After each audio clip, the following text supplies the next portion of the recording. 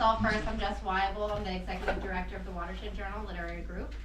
And so we are a nonprofit supporting regional readers and writers.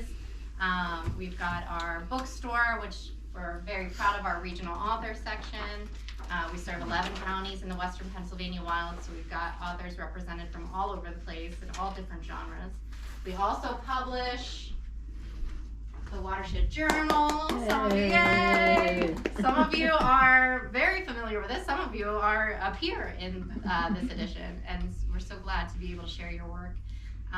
This is definitely the lifeblood magazine of our operation, and our 23rd edition, so we're very excited to have that out. So how often does it come out, Jessica? Every quarter. Okay. Yeah.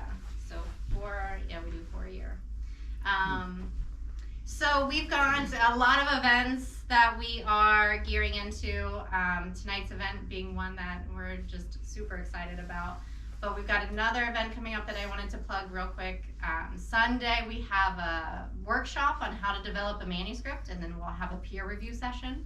So if you're working on a manuscript or you have been writing a lot and you're thinking about, what can I do with this? I'd like to share it in some way. We'll have Lawrence Knorr from Sunbury Press Books. He's actually my publisher. He's coming in to talk about what publishers are looking for when they're looking at a manuscript, and give some of that advice. And then we'll have Michael Dittman. Some of you might know Michael. He's an author connected with WANA and some other organizations, but he's also a professor of English at Slippery Rock, and he'll be leading peer reviews, which he's fantastic at. So if you're looking to kind of hone your writing a little bit in a very gentle, encouraging kind of atmosphere, he'll be the one to do it. Yeah. So we've got open mics, we've got book clubs, we've got more author events coming up on the way, lots of things, so stay connected with all the great stuff happening here. But tonight is the main event. So I met Theda back in, what was it, 2021? No, 2017. 2017. 2017. That's when I first visited. Yeah, when she was doing field research in Jefferson County and Luzerne County. And so we got connected talking about the area, and I was so excited to see that there was an interest in our area. Our region often goes underrepresented, in my opinion, and so to see that there was some real, interest and analysis happening into what is happening here is very exciting. And so this book in particular, I know some of you have already gotten a chance to read our book club. This is our book club book for this month. But, again, we're all connected here through this region and through our common interest and love of the geography, the people, the natural resources that we hold dear here, all of these things. So I'm really excited that we're able to kind of connect on all that today. So I want to thank Harvard Law Professor Theda Skocpol for coming. No, she's at the law school. I'm in the arts and sciences. I'm in government and sociology. Okay. No, I have a lawyer's son, but no lawyer for me. That's right. Yeah. Okay, so Harvard Law School student Lainey Newman and Harvard Law Professor Theda Skocpol, and I'll let you guys take it away. All right. Well, thanks. It's so nice to be here and nice to have a chance to come back to Brookville. I think this is my third time. Not so many interviews this time, but a couple. And just checking in with how things are going in the area. I heard there's a lot of energy. One of my interviewees told me that the whole town is sitting on a fortune of natural energy. If only President Biden would allow it to be tapped. Anyway, and this is Lainey Newman, who comes from Pittsburgh. So let us tell you a little bit about how the book came about, and then hit a few of the main themes. Some of you have read it, some of you haven't, but we can go back and forth and have a discussion about it, and thank you for coming. The book started out as a senior thesis at Harvard. Lainey, that was during the year that COVID struck. And her senior thesis was already underway. She'd been in a class of mine before on inequality in American democracy, and had hatched the plan for looking at this region, basically all of western Pennsylvania, 13 counties in western Pennsylvania, to try to understand the answer to the puzzle that I'll pose with a couple of quotes from people that Lainey interviewed. Back in my day, said an 80-year-old retired steel worker named Herman, back in my day, you couldn't find a single union guy who would vote Republican. And another retiree, in another interview, laughed as he recalled the looming threat of getting your fingers smashed in if you drove a foreign-made truck to the mill from your nearby home, or if you were known to have voted for a Republican. So one of the things Lainey did during her COVID year when she was kicked out of Harvard and sent back home was to visit the parking lots of the surviving unionized steel mills here in western Pennsylvania. And I don't think it would work to smash the fingers of everybody who drove a foreign car in there, or what percentage of the bumper stickers that you tallied were Republican or right-wing causes? Very high. Very high, about 2/3, I would say. So things have really changed, and we know from the electoral statistics. Some of the people that we talked to said it started with Reagan, and I guess it did, but it really accelerated, as you know, in the last few elections, particularly when Donald Trump became the figurehead for the Republican Party. So in 2016, it was only Allegheny County, Pittsburgh, that was carried by the Democrats. And Joe Biden, who did a little better, as I put it, lost less badly than Hillary Clinton, eked out a narrow victory in Erie. But otherwise, counties, including the large, heavily unionized and heavily industrialized counties that used to vote solidly and automatically for Democrats, that has changed. So that's the puzzle that Lainey set out to answer. Maybe you want to say a little bit about how you went about it. Yeah, sure. Hi everyone. Thanks for having me. So as Theda mentioned, I was a Harvard undergraduate student when COVID essentially sent us all home in the year of 2020, and so I was back here in Pittsburgh. I'm from Pittsburgh, live in Squirrel Hill, and I had worked a little bit on the Hillary campaign and had done some field work outside of the city, and then obviously saw how the election had turned out. That coupled with some extended family members who were union members and were very loyal Democrats, but were older members of my family and had passed away when I was a kid. I was wondering where this sort of union identity was that I knew had been prevalent in western Pennsylvania, and that there were sort of homages to and memorializations of the steel industry and unionization. So I kind of wondered, what had happened to that, and so I teamed up with Professor Skocpol for my senior thesis, and I started just by talking to people. I did a lot of interviews in 2020 and 2021. I also looked at archival data, so looking at union records and newsletters. I went out to IUP for a couple days and did some work in their special collections, and they had a lot of great stuff on the mine workers and the steel workers. I went to Pitt for some of their archival data as well. And then I also did ethnographic research, driving around just the region, and as Theda mentioned, going into the parking lots of steel mills and looking at and taking some photos of some bumper stickers to try to get a sense of what allegiances people had nowadays, and what were people proclaiming publicly, which from my retirees, seemed to be very different from what used to be.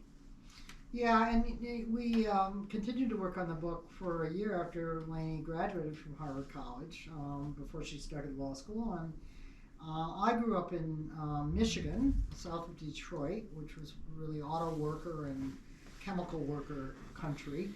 but I can remember the unions as being a kind of major presence among many of my classmates, and certainly a public voice in Detroit.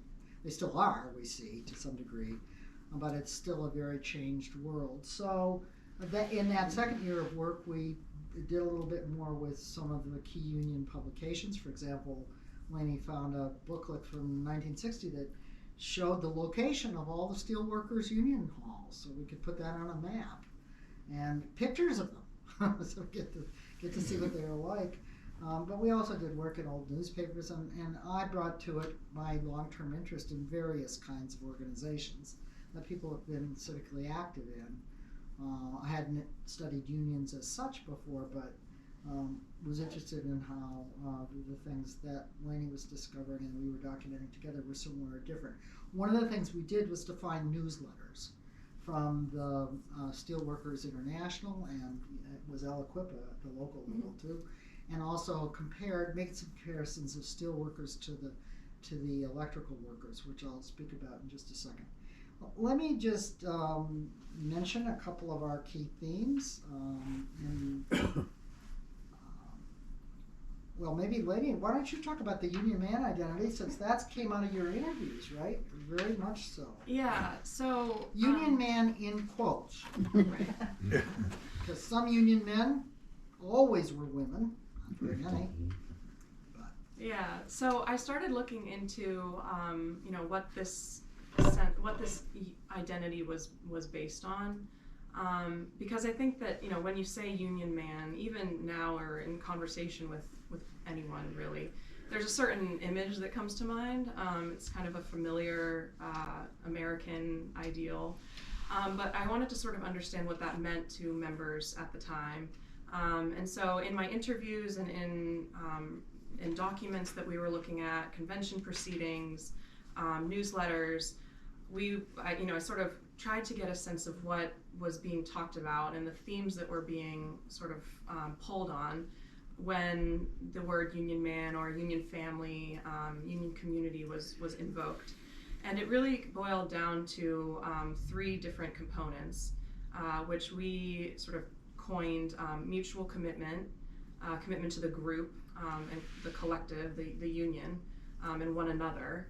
Historical awareness, so the idea that people were connected to the past and the labor movement and the achievements that had been created through the advocacy of the labor movement and previous generations. And then occupational pride, so a sense of dignity, a sense of pride derived from one's work, whether that was in the steel mills or with the building trades, one's pride in one's craft. And what one was doing with their hands generally. So those 3 things kind of came together to form what we, when the union man or this sort of union identity was talked about, it was usually in reference to one of these or multiple of these core tenets.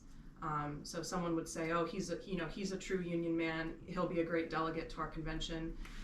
When they would go on to explain what that meant, it was generally pulling on one or more of these types of identities. So, and then the other thing we did was, once we had that sense, especially from talking with people, we wanted to look at the ways in which that identity wasn't just something individuals carried around in their heads, but was kind of part of the social fabric. So that's where a lot of the thinking about,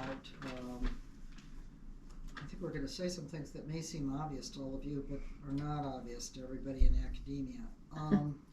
That especially the steel industry and steel workers in this part of Pennsylvania, I would say also characteristic of a lot in West Virginia, Ohio, probably East Luzerne County, where I've also spent a fair amount of time.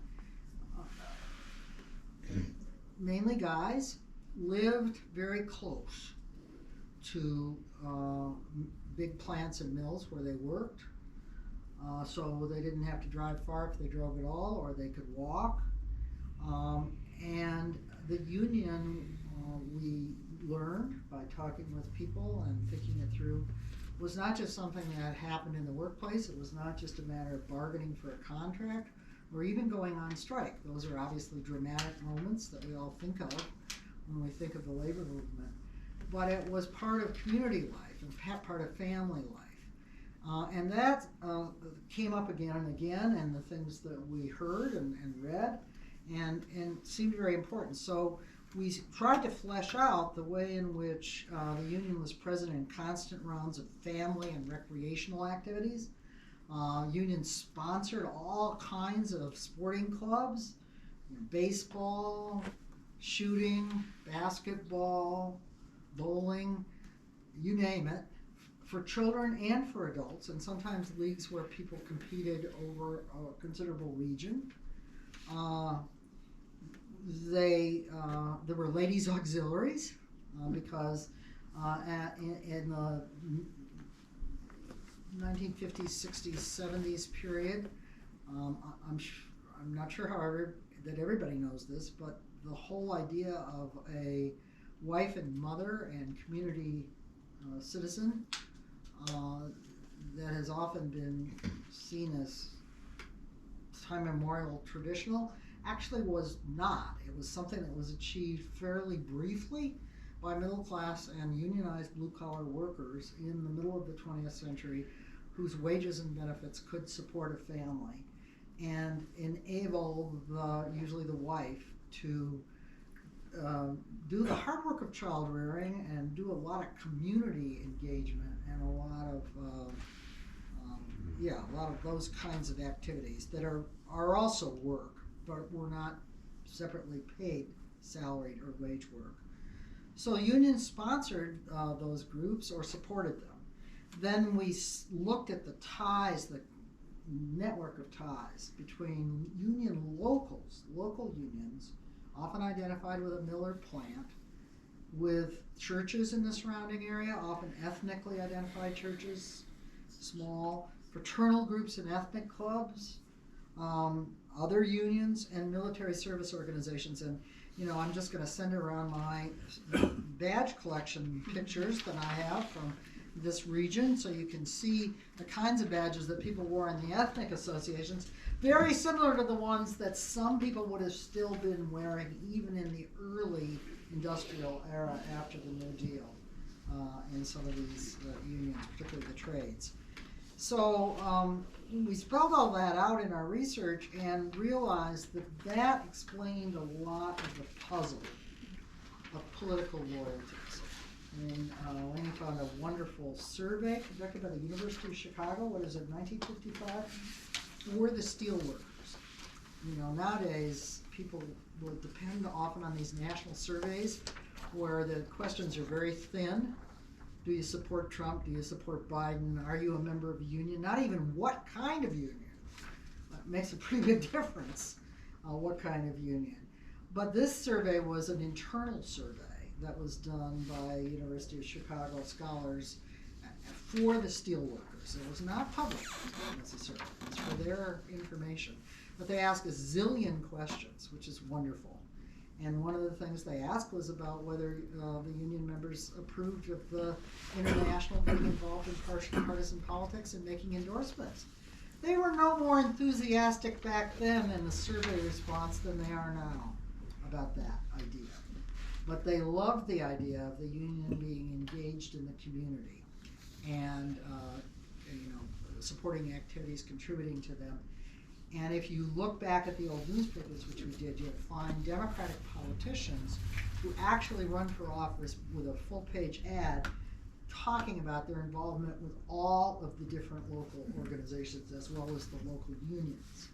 So what it came to seem to us is that this union man identity was reinforced by a whole series, a whole web of social connections in the community and involving families and friends and neighbors.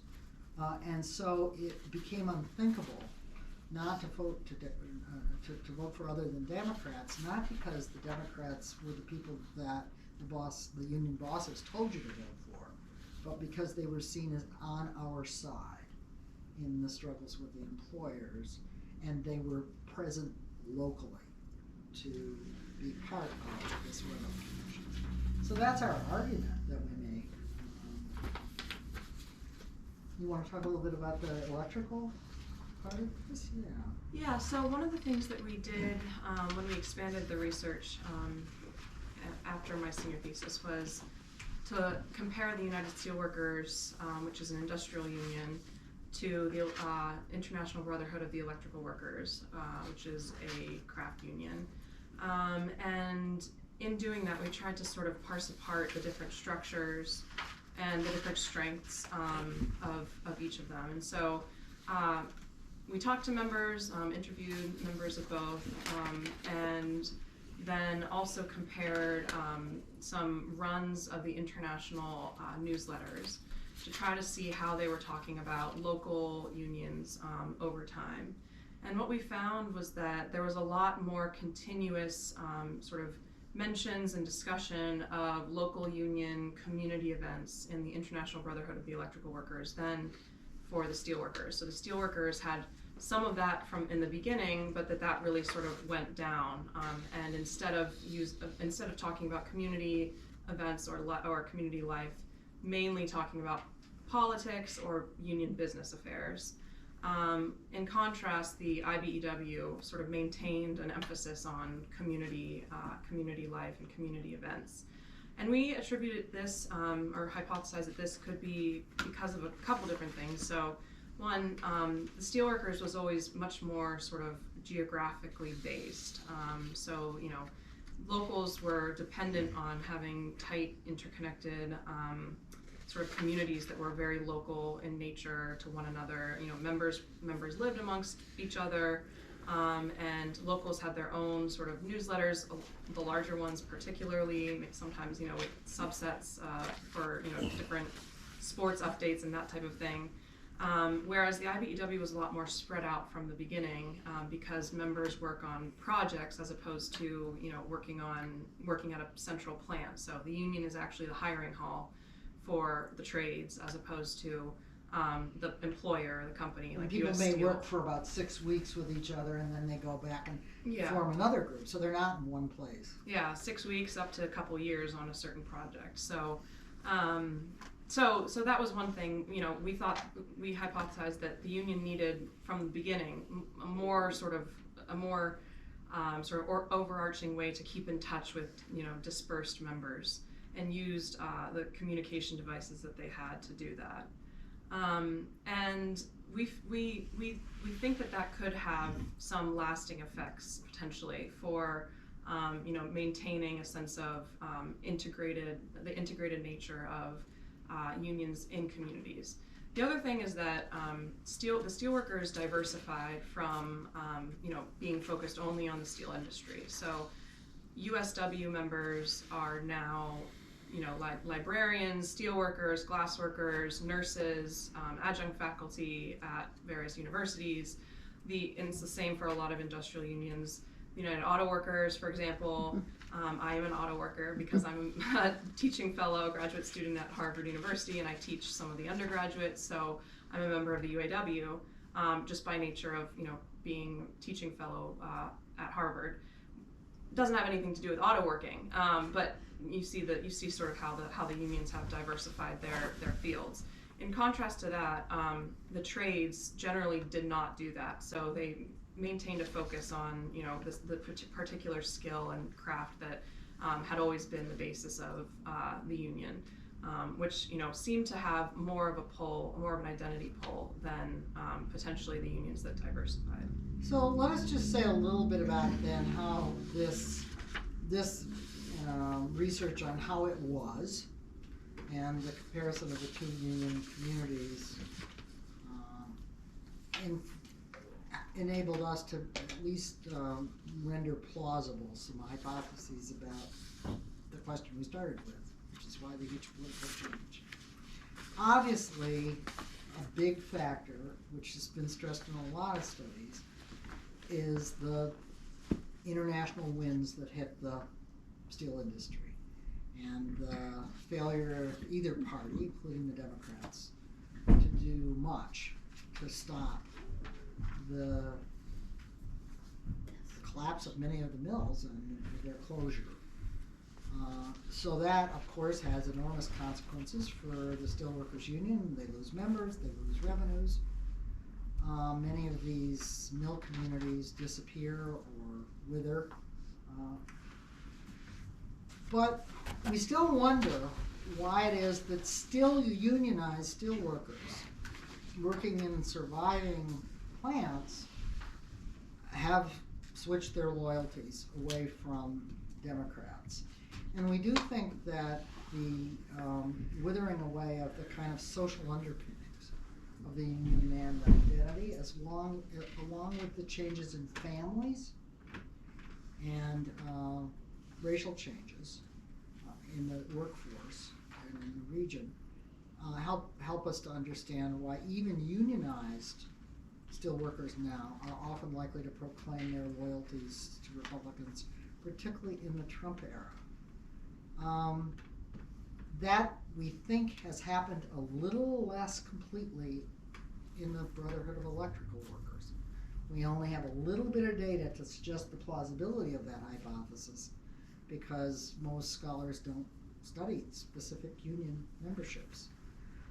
But we did find some data that suggested that the electrical workers are a little bit more likely to still listen to their union and to vote for Democrats and say they're loyal to Democrats, whereas the steelworkers were pretty caustic about their union leadership and about Democrats in the survey that we found.